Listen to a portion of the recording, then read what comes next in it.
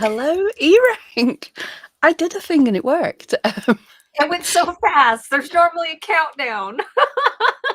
There was a countdown on my end at least, Oh, but yeah, it's weird not being in control. Guys, can you this is so professional, but can you let me know in the chat if there was still stroby lights when we changed? there Oh, wasn't. there wasn't. Oh, cool. No. Um, yeah, so welcome to eRank Live Q&A with me, Pam Duffy, and Hairstyle and more that doesn't have to pop up. Oh, but I um, like the timing. The pop-up's fun. I know, but if it gets rid of the flickering, That's and true. that was kind of easy. So yeah, the tool we use has done an update that lets us do that, and I was quite happy with it. So yeah, it's just new things kind of panic us a little bit. But yeah, so this is our live Q&A. So if you've got any questions for us about Etsy, eRank, or life, get them in the chat, and we will be going over some of the new changes to the keyword tool because there's been some changes. Yeah, and we have a post right now in the eRank group with an idea for a keyword from Anna that we're going to use as our example. So thank you, Anna. Hopefully you're able to either watch this or watch the replay. But we also had a general question from Martin that we could probably go ahead and answer while we wait for some questions to roll in. He'd asked, I recently started using eRank to up my keyword game. Think I've got a pretty good understanding of it now, except product description. It's still a huge gray area for me. All the tips I see online are contradictory. I know it doesn't count much in terms of SEO, but should I put any keywords in at all? If so, first paragraph or a few scattered throughout. Also, any best practice tips for the product description? Example, links to my socials, link to my shop page, or word count. So there's a lot of contradictory information. And Pam, I don't even know if I told you this. This is so funny. Even Etsy contradicts themselves. What's the girl? Oh God, I can never remember her name. The real cute one with the curly hair who does all their videos. I know who you mean. I don't remember her name either. Like the face of Etsy, and I can never remember her name. You I guys have know. hair envy of her. That is awesome hair. She has the super cool like curly hair. But they're in the last Etsy up event. She sat down with the head of search. There was, let's see, Rashid is their head of search for like Google, but then Andrew Stanton is their head of search for Etsy. And the head of search for Etsy specifically said that they do not use descriptions for query matching or that keyword matching phase is what he specifically said. They do not use descriptions for query matching, but what they do use descriptions for is a way to gather if a customer has a particular affinity towards a specific style, or maybe a specific theme or a specific color. And these are terms that, a lot of us don't put in our title and tags. So how I interpreted that was that a lot of how we talk about customization and how users have a preference. So, if Etsy can tell that I buy mostly mid-century modern type products, even if mid-century modern isn't in somebody's tags or titles, if I search for mid-century modern wooden coffee table, well, maybe somebody just has wooden coffee table in their tags and titles, but maybe they've said like this cool mid-century modern coffee table in their description. That's kind of how I've interpreted it, is that it's using our descriptions as a way to figure out, specific styles and things that are more personalized per shopper. Now, a few weeks ago, that same girl, the curly haired girl, on their official Etsy Success Instagram post, they posted an Instagram reel stating that descriptions were really important for query matching, which is literally what Andrew Stanton, the head of Etsy Search, had just said was untrue to her. So I tend to believe the head of Etsy Search before I really listen to somebody who's like a hired face of Etsy, just like you guys should listen when Anthony comes on here.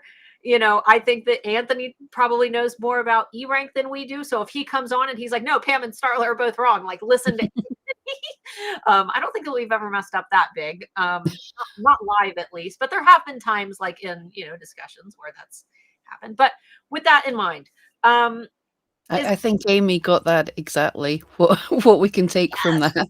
yeah, and I even commented on that as well. I even said, like, didn't I just watch a video with you and Andrew Stanton, head of Etsy Search, where he said that, you know, but of course I didn't get. There is some contradictory things. I think about 3 or 4 years ago, I messaged them about something was in their legal bit about search, and I messaged them about that, and they sent me back the link to the ultimate guide and the handbook that says the exact opposite thing. And I said, well, which one's right? Oh, look at the ultimate guide. We'll get the legal bit sorted.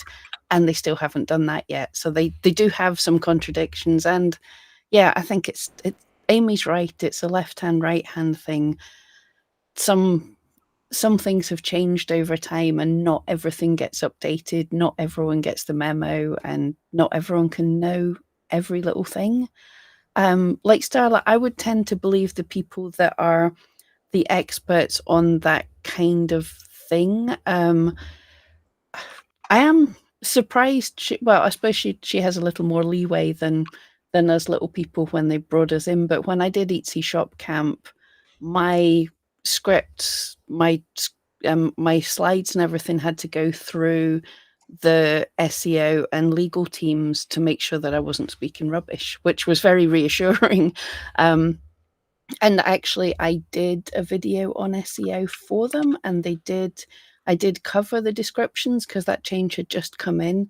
And it is basically, yes, they look at descriptions, but as Starla says, it's not for a massive thing. It's for backing up the tags and the titles. It's not really, to find those extra things, perhaps for personalizations or whatever, but it's not a huge deal. But what descriptions is a huge deal for is your customers. That's the most important thing. As for putting keywords into your descriptions, if your keywords should be something that describes your item. So it's really difficult not to put keywords into your description. If you describe what you make, like I make needle felted dogs, it's really hard not to mention the fact that they're sculptures, they're made of wool, all the things that I can say about them are also kind of keywords related to them. But yeah, you've just got to think more. What's it there for? Why does someone click on and look at your description? It's because they want to know about your item. What do they want to know about your item? They maybe want a little more in depth about the materials, the sizes, some care instructions if that's relevant, but they want to know about your item. So worry more about that. And as for best practices, write stuff that's easy to read that describes your item.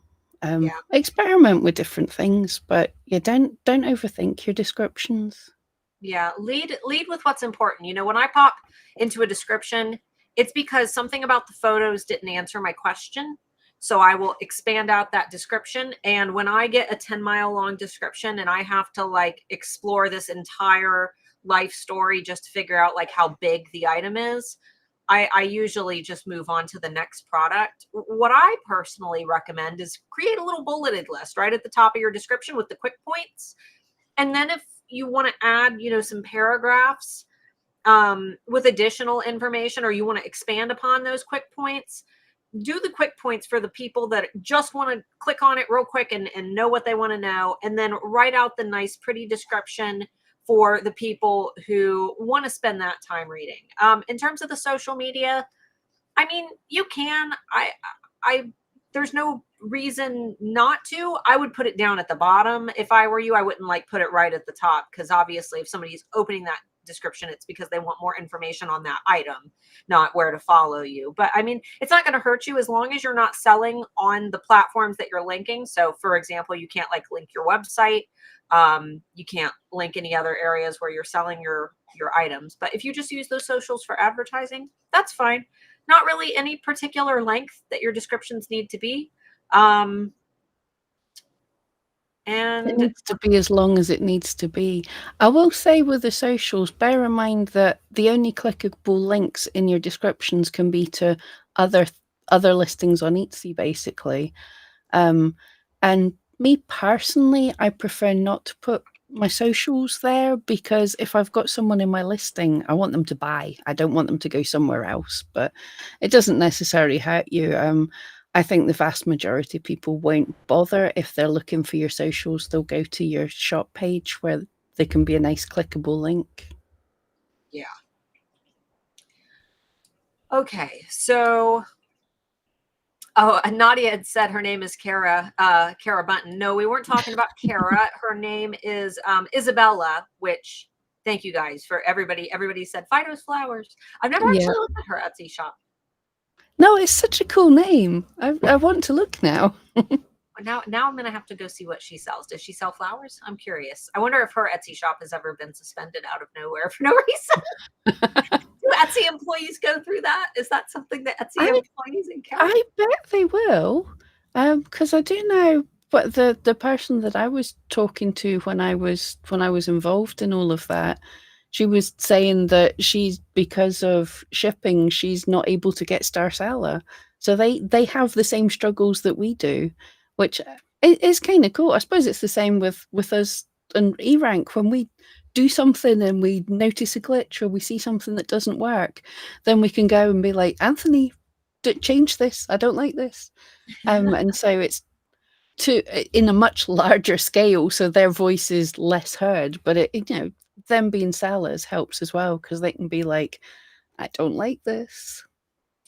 A pinch of cute said, I'm surprised they allow employees to own shops. I think it's important for them to own shops. In fact, at eRank, we actually prioritize people, and occasionally, not for all of our roles, but for many of our roles, we specifically hire people who have shops. And occasionally, not for all of our roles, but some of our roles, we compare sales numbers, because we know that if somebody has, decent sales, then maybe they are a little bit more experienced than somebody who doesn't have a shop, or somebody who just started selling on Etsy, 2 months ago and has no sales. So for specific roles, like for example, she has to be the face of Etsy and be able to communicate on, a relatable level. I think it makes complete sense, just like it makes complete sense for Pam and I to be here talking to you guys. Now, It makes obviously, it so much easier it too. is, because Because I know I've done like work with Jan. She's taken some of my videos and made them into blogs. She's done that for Starla too. And it's so seamless because our Jan has a shop and knows what she's doing. I don't think I've ever told anyone this, but a few years ago, I tried to hire a video editor, and he didn't work for, he didn't use eRank, he didn't have an Etsy shop. And I was realizing just how amazing Jan is, because basically I was going to have to hold his hand and go, this is the screenshot, this is what it looks like. Whereas with Jan, you're just like, go away and do it, sort of thing. So having people who work for it understand so much better. well, maybe she doesn't, because I did find her link, and it says test shop, do not purchase. And Oh dear. there's a lovely $1,000 paper, strange paper item, and then her only review is 5 stars, but it says terrible, had to purchase a second file. Oh dear. So, Oh, that's a shame. Yeah, I know quite a lot of them definitely do have shops. Maybe yeah, she had another shop or something, because yeah. I'm sure she's pretty busy with Etsy, so maybe she doesn't have time to run a shop now. This is definitely just a test listing, edit title. Yeah. So don't judge her based on this shop. I'm sure that this is something that Etsy probably had her do, or maybe she was running some type of shop camp and wanted to show people how to set a shop up. But anyway, I did toss in a link a few minutes ago. I forgot to mention. in one of the videos that I did a few months ago, I think it was, 4 months ago, I actually took the clip of Andrew Stanton talking about the descriptions, because in order to watch the actual Etsy Up video, you have to go and sign up for one of those little investor or not investor reports. You have to No, sign up for it. yeah, That particular clip is a little bit harder to find, but it's in there if you guys end up wanting to like hear it from his mouth and how he's actually worded it, so you can interpret it how you want to interpret it. But let's see. Rin Stitches Creative and Unique Embroidery. Can you search what products your competitors have sold within the past few months, not the entire lifetime of their shop?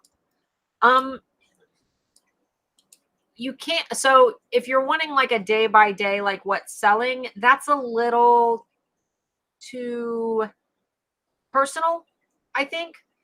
You can yeah, kind of figure it out by observing, which listings are renewing, and but there's no magic list of like, here's the top 3 items that so and so sold this week.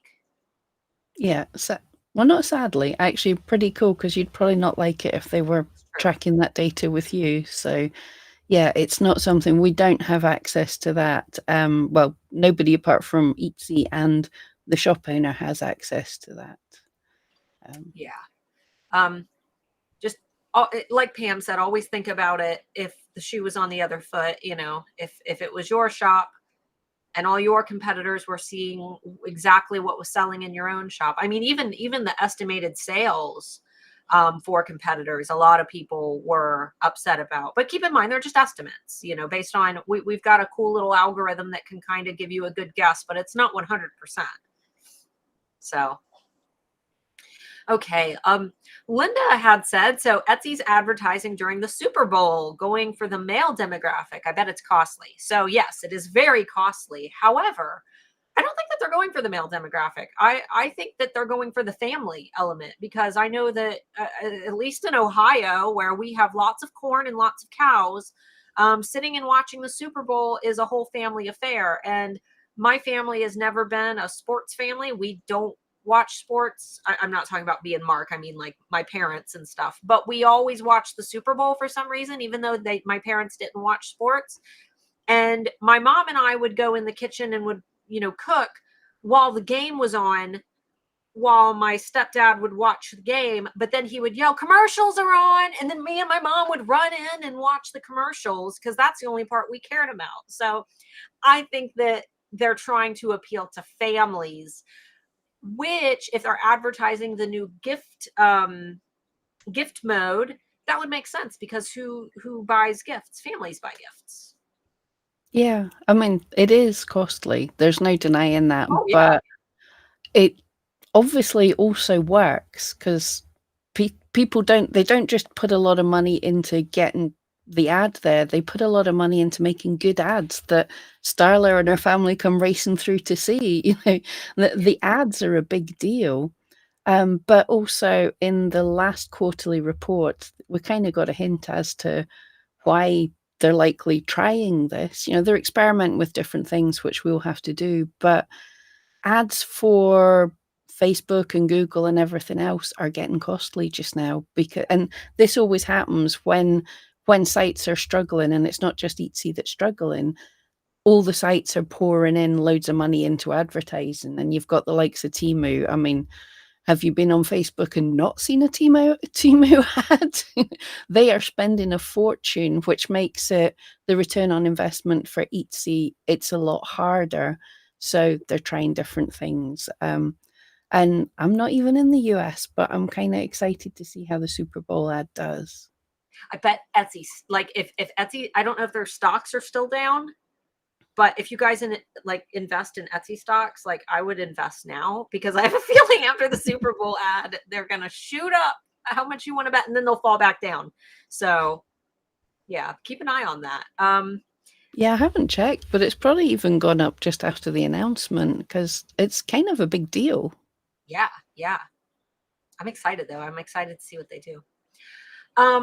Amy said my ADHD is going crazy and I'm getting really interested in doing a printable shop along with my glass bead shop. Could someone please tell me to stop and get the product shop off the ground first? I mean, I talk about this all the time in my Friday Beans, and I've got a brand new analogy that I made up because metaphors are my favorite thing.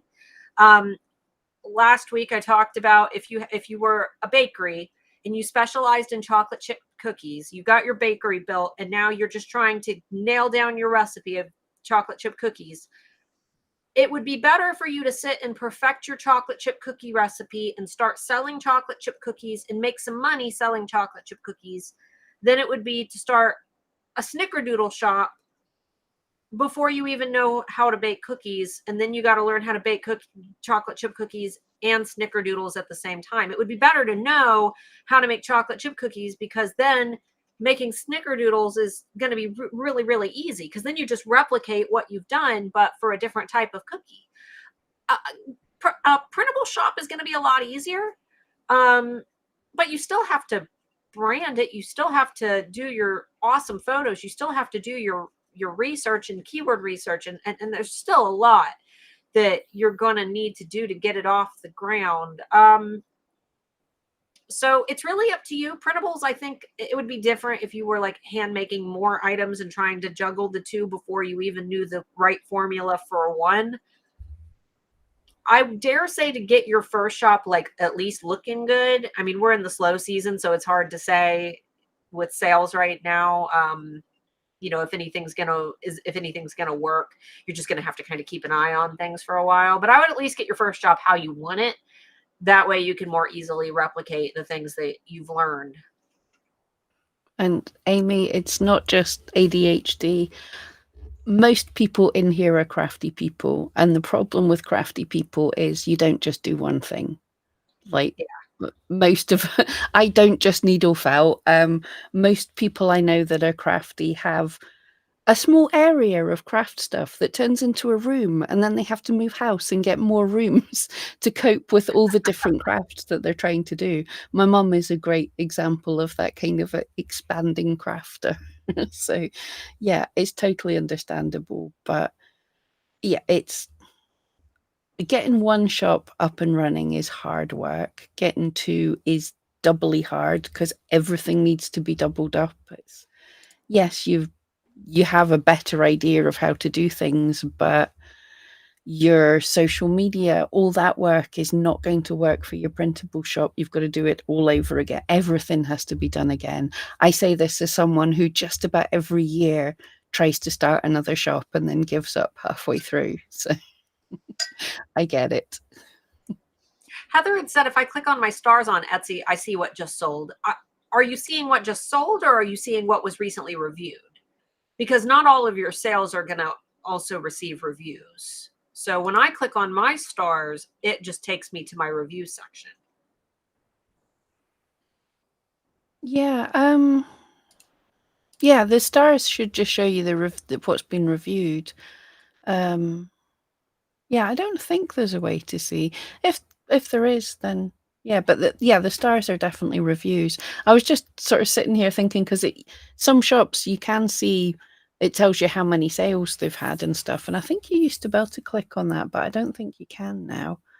Yeah, you can actually see the cogs turning in my head when I try and think.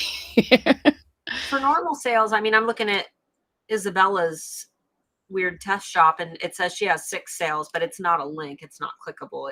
You can only click if if there's star reviews left.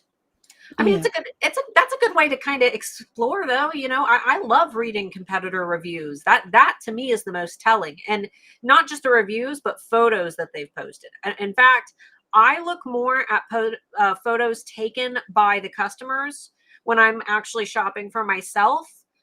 It's the customer photos that determine whether or not I'm going to buy the item, because a lot of the times they're more representative of what the product actually is. Yeah. Some of them are awful, but I've got a load of customers that take way better pictures than I do. It's really cool. Yeah. Oh, they're all saying you can make it so it's not clickable. under your settings. I wasn't sure that you could see all sales though. Maybe that's just how we have ours set up, but I'm It's, not. I'm trying to remember, but I know if I go and look, I'll never find the right shops. But yes, you definitely used to be able to, but I have a feeling that something changed. I am talking and clicking on Etsy at the same time just now. Well, if And I everything won't. breaks, we'll know it's your fault. Yeah, if it all crashes, hopefully my computer should be able to deal with this nowadays. Well, Yeah, I don't think you can click on the sales anymore. It was I'm 90% sure, or I might be hallucinating, that you used to be able to, but I don't think you can anymore. Shannon said on desktop, if I click the number of sales, it takes me to the sales history. Hmm. Huh. Well, It's maybe not every. on anything I'm clicking on. I know, maybe everyone that we're looking at, Pam. I'm doing the same thing. I'm clicking through them. I'm thinking maybe. Oh wait, no. Did you get Okay, one? I've got a bunch. Okay, yes, I did get one. Cool. 16 people have it in there. Okay, and you can see how many people have the items in their cart. Oh, you can definitely get an idea of what their best sellers are by doing that. Okay, so that works sometimes, I suppose. Yeah, I literally just got that as well. Yeah, you get quite a lot more info than I thought you did. Yeah. Okay, that's cool. Oh, apparently mine is turned on books and cold brews. 67 sales. It is. Are you It worked. 67 already? Well done.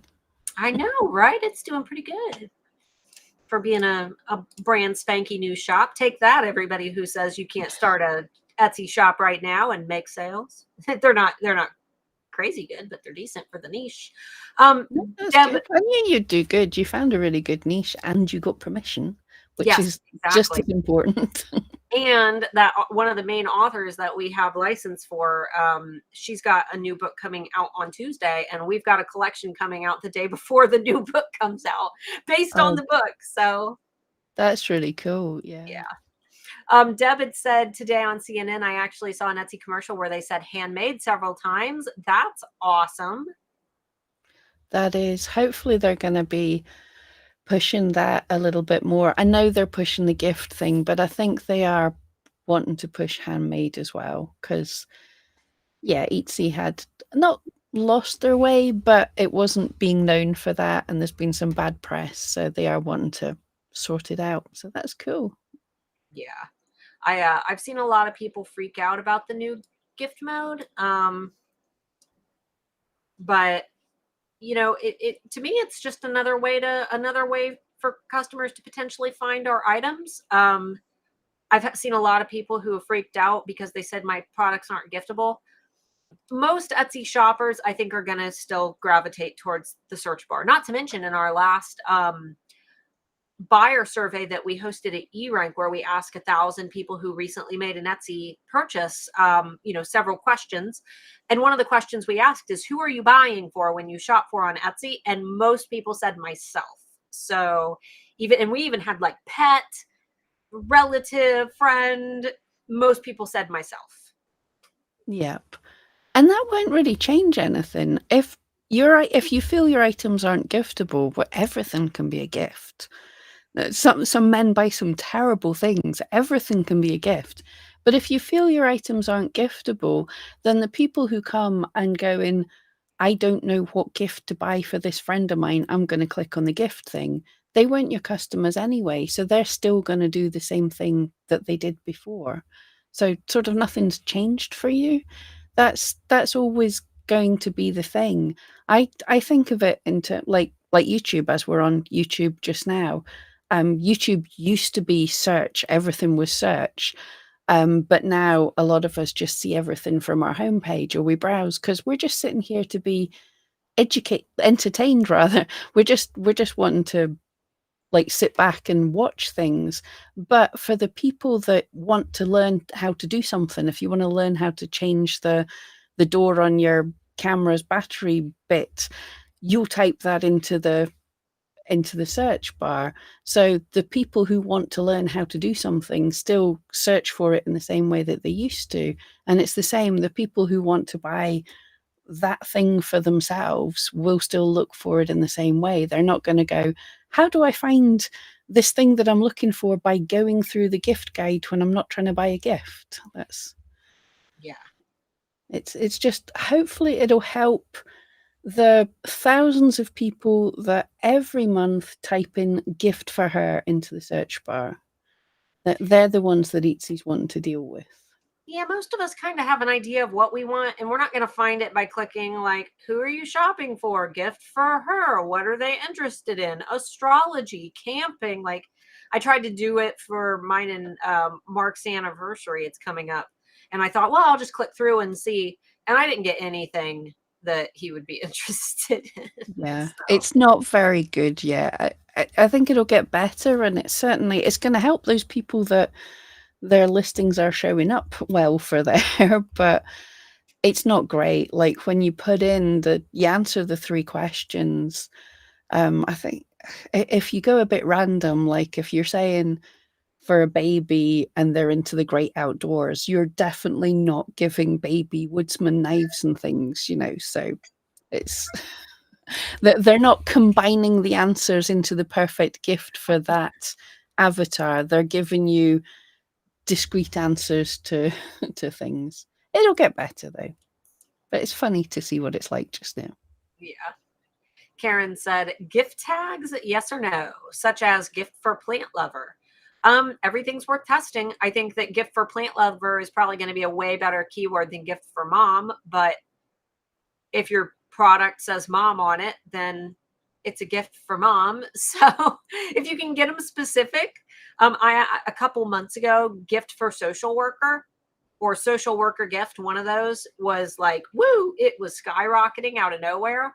Those are the really, really good ones. But, if you're at the end of like your tags, for example, and you're just kind of out of ideas and you've described your item in every way you can and you've already entered your style, I do it. I do a tag that says gifts for, and then I do mom, daughter, dad, son, grandma, grandpa. Like I've just kind of toss in a jumble. Yeah, it's the gifts for mom, gifts for dad and stuff. They're not great tags. They'll do at the end.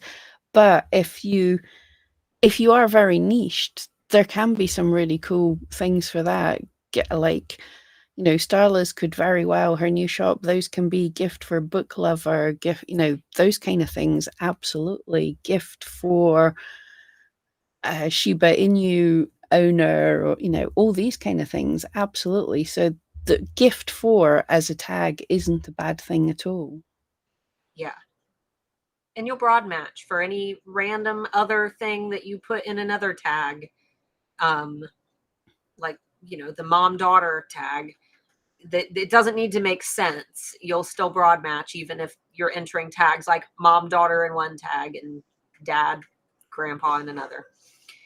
So we've got one more question, and then I think we're probably good to demo. Cool. All right. A pinch of cute said, let's see. With very low views / visits, is there a way to figure out if my items aren't being shown to customers versus if they're seeing and just not clicking? Yep. Rank Search checker? analytics beta. Oh, that too, yes. I always forget that search analytics beta exists. Yep. On your Etsy dashboard under marketing, search analytics beta, and that shows impressions number, and impressions are where your items have been shown, and then you'll see if people have clicked on it or not. Yeah. There's that, and if you're just curious about where those listings are landing, I always forget about search analytics beta, but if you're just curious about where your listings are landing and you want to know more if is my SEO even good, or my products even ranking decently in search, obviously you can pop whatever keywords you're trying to rank for into the rank checker. And if you don't know what those keywords are that you could be ranking for, check your search analytics beta because there's some good ones in there. If you don't already have your Google Analytics set up. Yep. I've got weird ones. Yeah, Google Analytics connected to eRank. then that gives you your traffic stats, which lets you know when people are clicking and where they're seeing and everything. So that's really cool.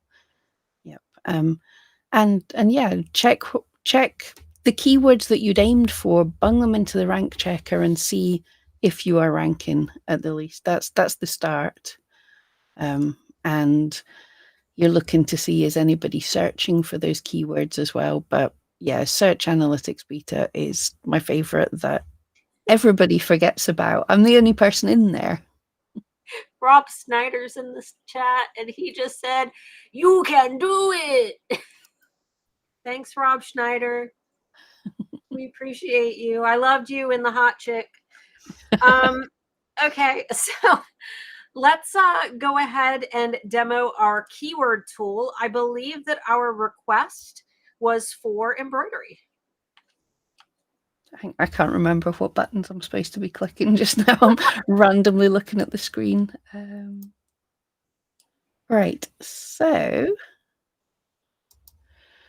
you can get to, we're going to be looking at the keyword tool. You can get to there from tools, keyword tool, but also from this bar at the top. Pick what site you're looking for. We're going to stick with Etsy.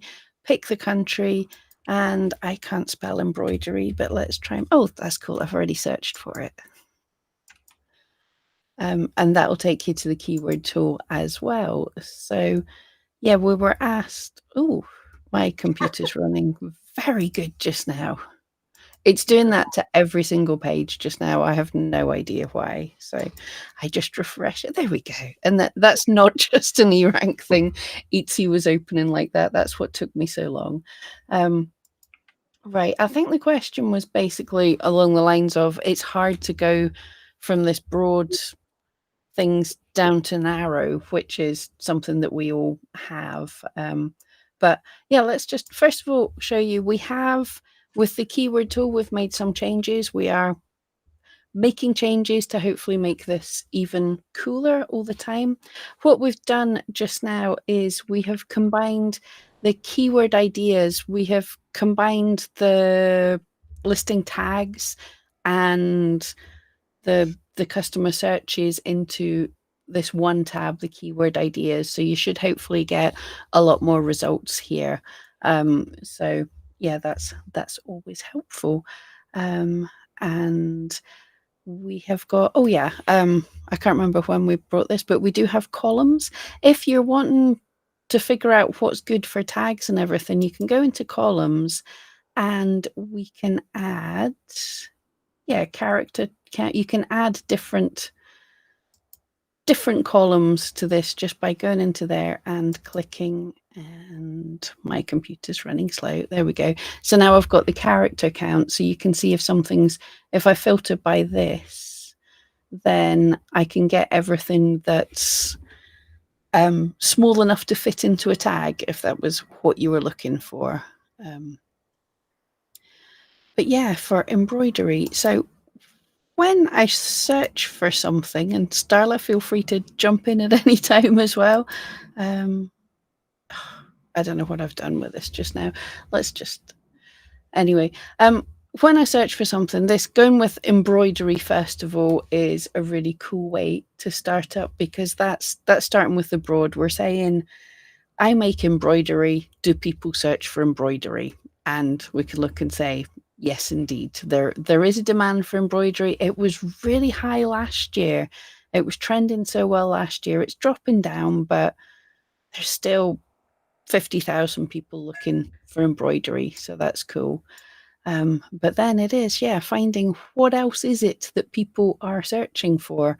And that is where our keyword ideas tab works the best. You come down here and then just have a look at what things people are searching for. Because if you start off, if you decide, I can't think of a term just now, but if you look at what it is you make and just say out that long title that you've thought up in your head and put it into here, you'll be like, I'm not getting any results. That's because no one's searching for the exact thing. But if you look and get ideas of when people are searching for embroidery, what are they searching for? what kind of things, and then that can give you some ideas. I like to also, this is where you can pop in just the term gifts for, which by Mm-hmm. itself will have awful results. But for that gift question we got earlier, this is how you kind of find those recipients that you never thought to find, like the gift for social worker. And if you're wondering why I'm not chiming in too much, Pam, your screen is like this big on mine, so I Oh can't. no. Oh right. Oh, that's a pain. Yeah, well, I've got the gifts for up now, Yeah, so we can hopefully both see the same thing. I can see the colors and the shapes of everything. I just can't see anything Oh, specific. pretty. But yeah, so as you can see, when you search for gifts for, you would say that's a horrible keyword. No one's searching for it, but Starla's being smart here. So what are the gifts for? And yeah, when you come into this, you start to see gifts for mum, obviously. A load of people search for it. Surprisingly, quite a lot of people are clicking on all these broad things, but that isn't always buyer intent if they don't know. Because if someone searches for gifts for mum, clicks on something, goes back to the search, clicks on something again, that's a 200% click through rate.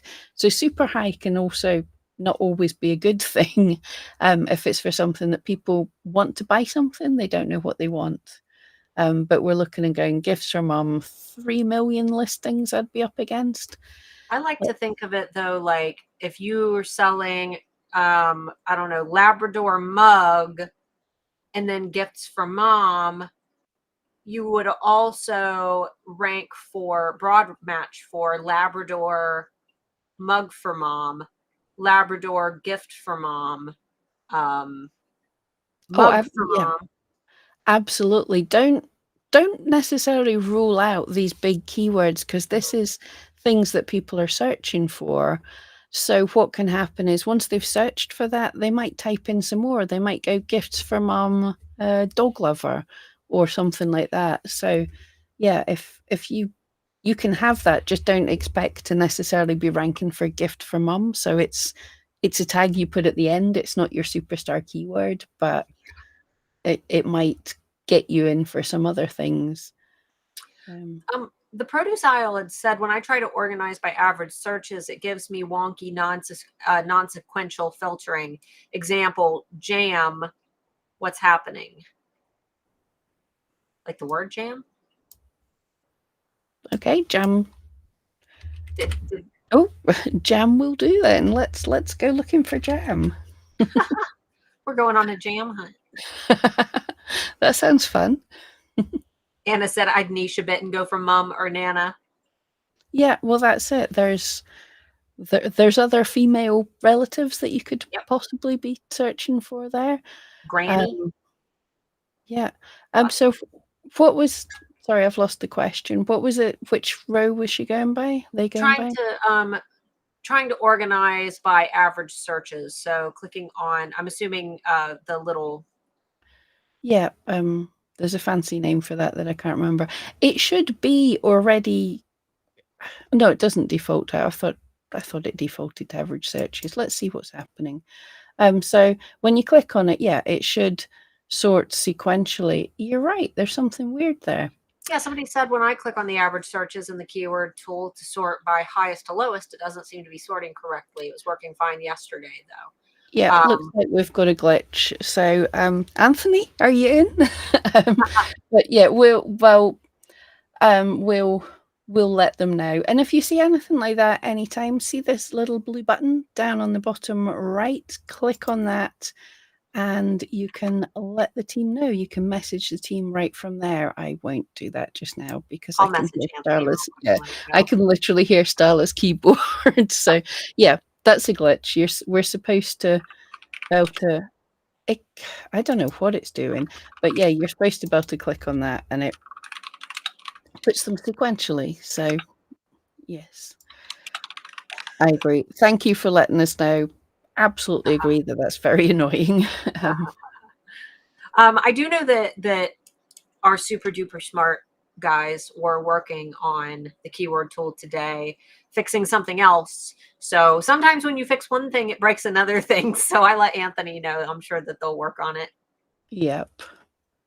Our developers should be on in a couple hours. They're probably asleep right now. Poor guys. I'm sure they'll fix that out first thing they waken up. They'll be waking up to a scream from Anthony going, help. But yeah, thank you for letting us know. And absolutely, guys, if you see anything that's weird, it is very unlikely that we've changed our system to make it more annoying. So let us know if you see something. Anthony said we're already working on it. Expect a fix early this evening. So there you go. We're on it.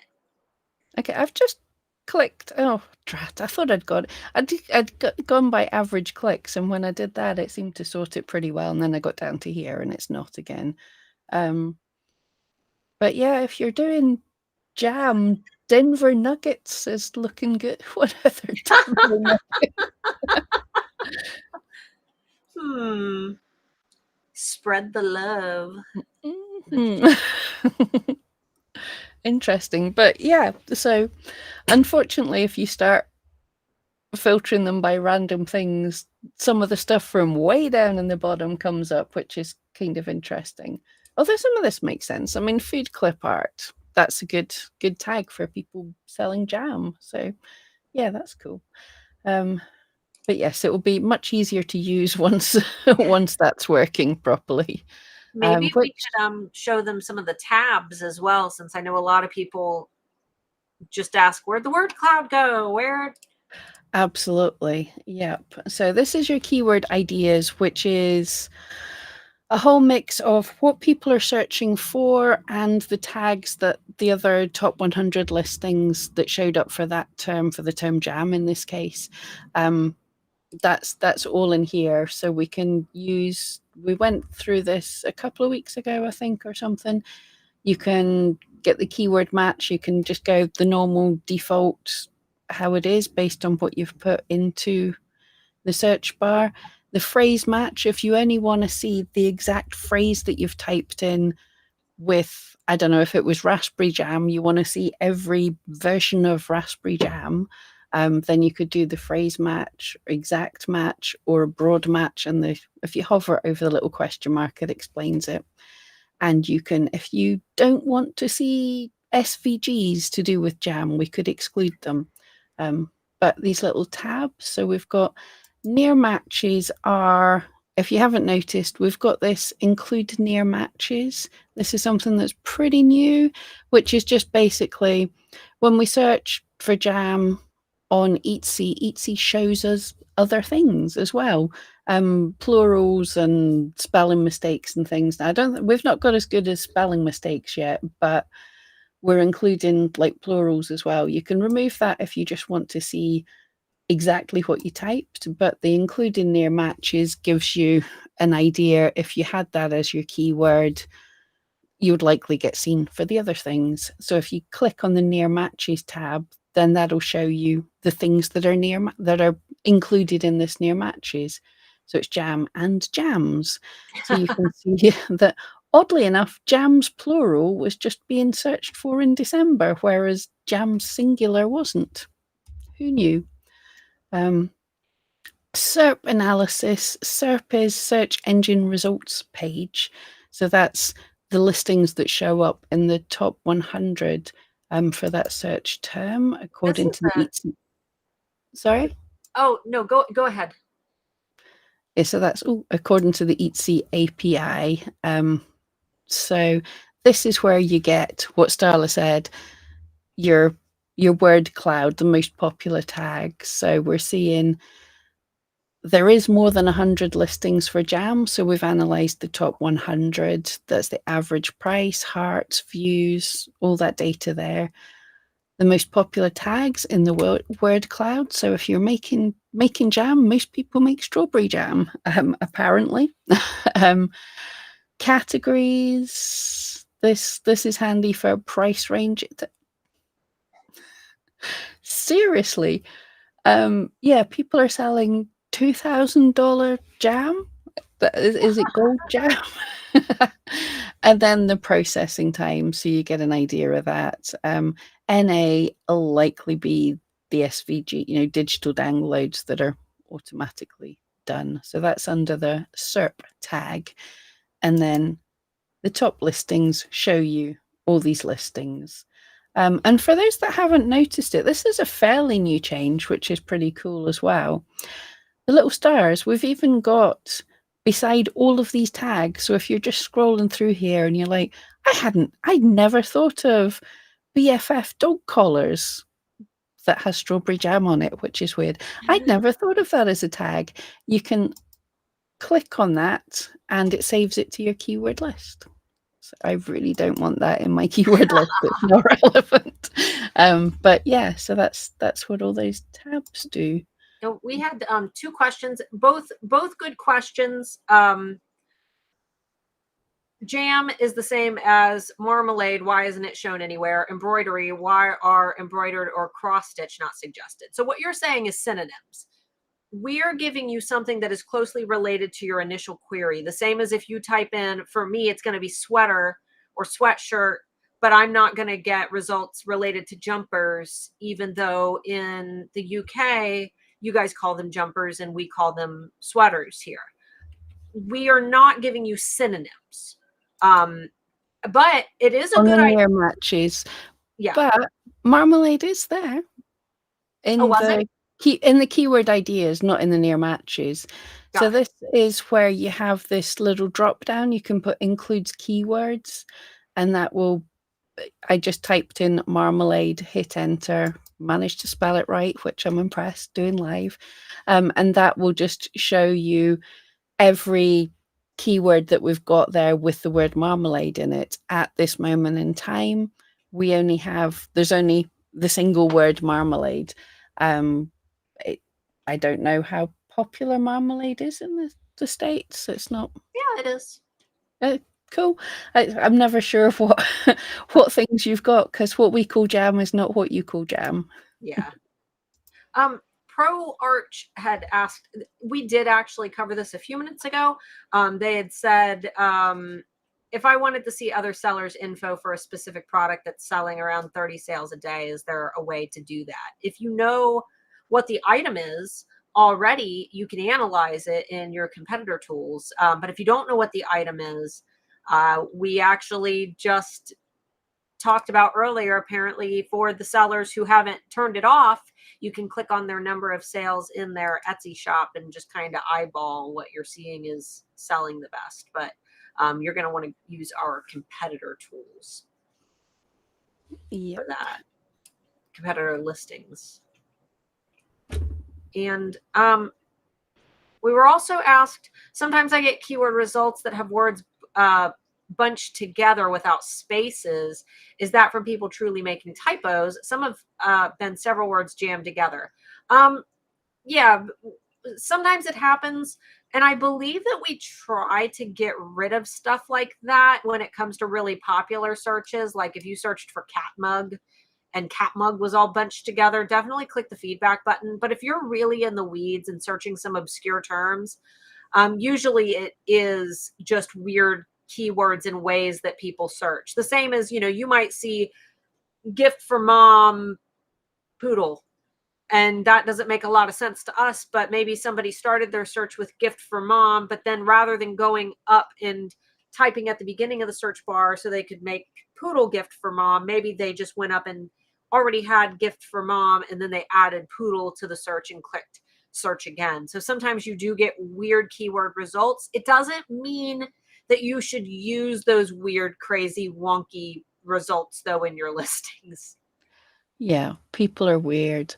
Another thing, I was only last week.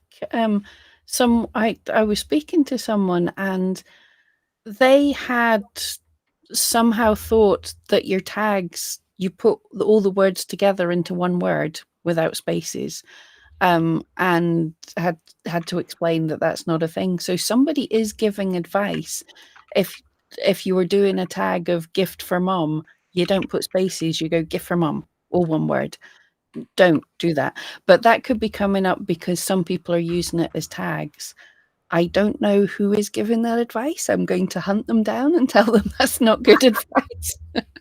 But yes, so it could be it could be tags that someone's messed up. It could be massive typos that people are making. But yeah, on Etsy you don't have to do typos. On any search engine now, they generally correct for typos. Yeah, they do it for the shopper who types it in. They usually do it right away. That I'm so annoyed if I use a search bar and I type in a typo and it doesn't fix it for me. I'm like irate.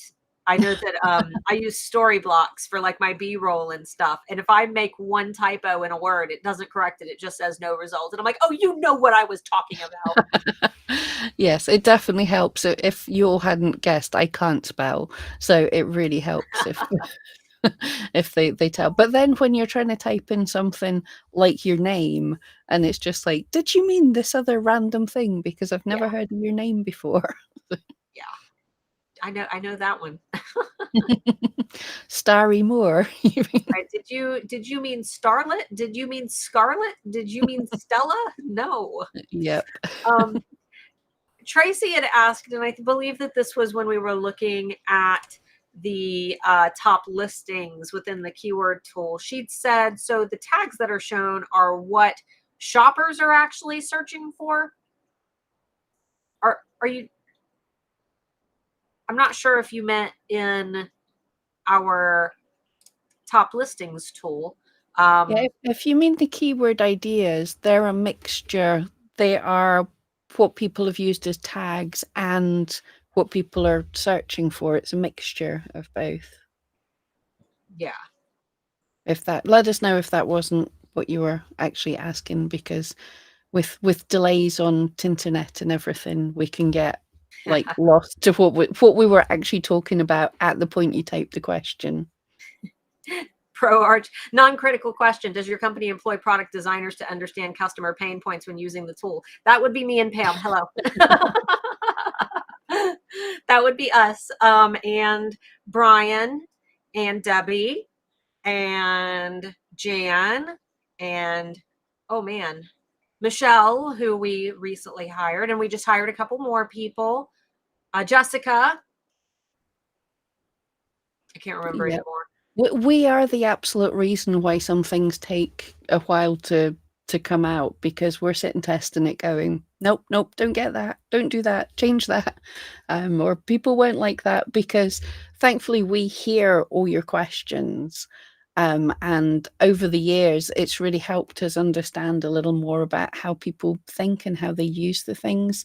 Like when I started with eRank and I was getting these questions, you're like, for goodness sake, people use it. But now I'm more into Anthony's way of thinking, which is, okay, so if people are using it like this, how can we help them use it like this, rather than use it the proper way, people. Oh, that's a huge, no, we're not on the design team. We are, it's more of a customer success team. And then we pass that to our developers, who don't typically, I don't think, do we have any developers that sell on Etsy? That's why a lot of the times things take a minute, because they'll develop something that looks really cool and it's super techy, but then we're like, the average Etsy seller isn't going to know what any of this means. And then they got to go back and make it more user friendly, which is exactly why Pam said that a lot of the times we are the reason that things take so long. Is the techie side will make something super cool, and then we'll be like, well, that is very neat, but nobody knows how to use that. Yeah. And so you guys tell us all your please continue telling us your pain points. Yeah. We learn a lot from that. Badness HQ said, in SERP analysis, the average price, is that in dollars? I believe so. A majority. If it's in the US, it's in dollars. I'm going to check. We were supposed to be changing it. If give me 2 seconds, and I will let you know. Yeah. Let's see. And then Tracy had come back. Yeah, about if you're searching in a different country, like I'm in the UK, I could actually just pull up my screen, couldn't I? let's Um, I'm when I look in the UK, then you'll see that is in pounds. So it's in the currency of whichever country you're looking. We just tend to, when we're demoing, show the US because there's wrong buttons. We're showing the US because it's easier. And to be perfectly honest, I'm in the UK and I still do all my keyword research on the US tab, and then I finally refine for the UK because there's just so many of you in the US. Let's see. Okay. All right. Tracy had come back and said the tags that were in the top listings tab, not all had 13 tags. So were the ones shown keywords that were actually typed into the search for that term. No, those Gotcha, are the gotcha. ones that the sellers are using, which is why some of them don't have all their tags filled out.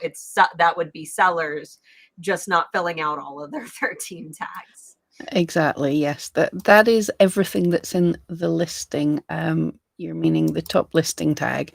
Yeah, this has nothing to do with what buyers are typing in. This is just some data of the listings that are showing up for this. We're still in Jam just now, but they're showing up for Jam. So this number one, they only have a few tags. And most of them are one word tags. So yeah, if you want to show up for Jam, you could do so quite reasonably easily, possibly. Let's see. All right. Looks like we have got 2 more questions. We're a little over time, but Debbie, as long as you're okay for a minute. Shannon had asked, I recently added new listings and am running ads of my number of spotted on Etsy listings. Oh, my number of spotted on Etsy listings has significantly increased. Does that mean that spotted on Etsy includes ads? No, it's likely just that your ads are bringing overall attention to your shop. I mean, that could be also contributing as well. Yeah, you're doing something right. But Spotted on Etsy is showing where your items are ranking, not including the ads. All of our ranking stuff comes from the Etsy API, which is exclusive of ads. Yeah. We don't get data on where ads are ranking because how ads rank is very different from how listings rank. Yeah, they've got their own little algorithm for it, and boy, oh boy, I sure wish that we knew more about it because ads are a mystery.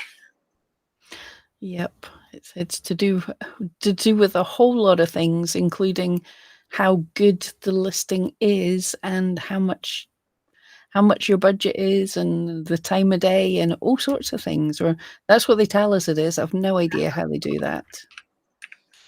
All right, and last question. Let's see. I actually have something for you, Amy.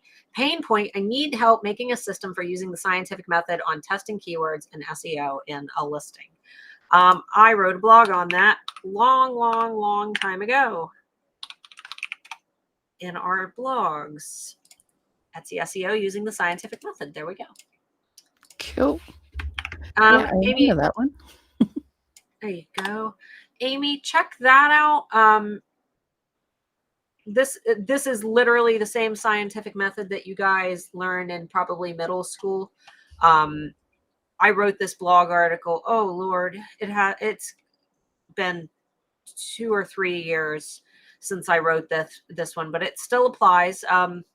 Screenshots might look a little different. Oh, I guess there's only one screenshot in there. So check that out. However, I am working on another Etsy SEO video right now that'll be posting on Tuesday on my channel that I'm kind of refreshing. But really the scientific method is just about, forming a hypothesis, testing an experiment, and reviewing your results, and then pivoting where necessary if the experiment wasn't a success. So it's kind of the Do you know same what? process. It's funny. I mean, I totally agree with all the points in that, but I before all this, I'm a scientist. I have my honours degree in science, and I don't remember ever being taught something that was called the scientific method. That might Really? be a US thing or something. I mean, it's how we do it, but I don't remember ever being taught something that was called that. Who invented the I might just be old as well. Sir Francis Bacon. Well, I'm going to assume that since he lived in, let's see, he was born in 1561 and died in 1626, which our country, It was probably one of ours, yeah, but yeah, I don't remember. I don't. I might just be forgetting, but those are the steps that we use. I just don't yeah. remember ever being taught anything called that. It's just like this. This is science. Here's how you do science. Yeah, we were, it was drilled into our head, like having to learn all the steps of the scientific method. And, then we got to run little cute experiments and stuff at school. But I'll have to ask my daughter. She's in middle school. I'll ask her if she's learned about it yet. But guys, thanks so much for hanging out. We appreciate you. I heard of the scientific method at school in the 90s here in the UK. Okay. I'm older than that.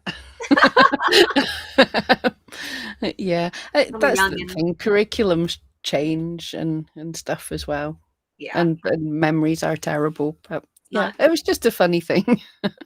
it's not hip and fun anymore to listen to Sir Francis Bacon.